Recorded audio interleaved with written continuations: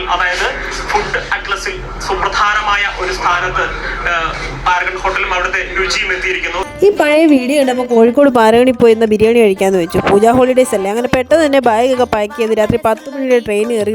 അങ്ങനെ കൊല്ലത്തുനിന്ന് രാത്രി 10 മണിയായപ്പോൾ ഇറങ്ങി ഞങ്ങൾ 6 മണിയായപ്പോൾ കോഴിക്കോട്. പാരഗണിയിൽ നിന്ന് ബിരിയാണി കഴിക്കാൻ തന്നെയാണ് ഞങ്ങൾ വന്നത്. പക്ഷേ കോഴിക്കോട് വന്ന് ഓരോരുത്തരോട് ചോദിച്ചപ്പം പലർക്കും പല അഭിപ്രായം.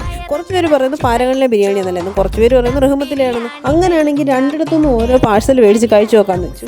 പാഴ്സൽ മേടിച്ച് കഴിച്ചു നോക്കാമെന്ന് പറഞ്ഞത് ഈ 2 ഹോട്ടലിലും ഇരുന്ന് കഴിക്കാൻ ഒരു തുള്ളി പോലും സ്ഥലമില്ലായിരുന്നു. കോഴിക്കോട് ഹോട്ടലുകളിൽ ഇത്രയും തിരക്കാണെന്ന് ഞാൻ ഇപ്പോഴാണ് ഗൈസ് അറിഞ്ഞത്. ചിക്കൻ ബിരിയാണിക്ക് റഹ്മത്തിൽ 220 പാരഗണിൽ 240 രൂപയാണ്. ഇതാണ് റഹ്മത്തിലെ ബിരിയാണി. ഇതിനകത്ത് അത്യാവശ്യം വലിയ 3 പീസുകൾ ഉണ്ടായിരുന്നു. ഇതിലെ മസാലയ്ക്ക് വേറൊരു ടേസ്റ്റാണ്. ഞാൻ രണ്ടാമതാണ് പാരഗണിലെ ബിരിയാണി കഴിച്ചത്. അതിൽ 3 പീസുകൾ ഉണ്ടായിരുന്നു. പക്ഷേ അതിൻ്റെ മസാല എനിക്ക് മറ്റേതിനേക്കാളും കുറച്ചുകൂടി ഡിഫറെൻ്റ് ആയിട്ട് തോന്നി. പിന്നെ എനിക്ക് പേഴ്സണലി ഇഷ്ടപ്പെട്ടത് റഹ്മത്തിലെ.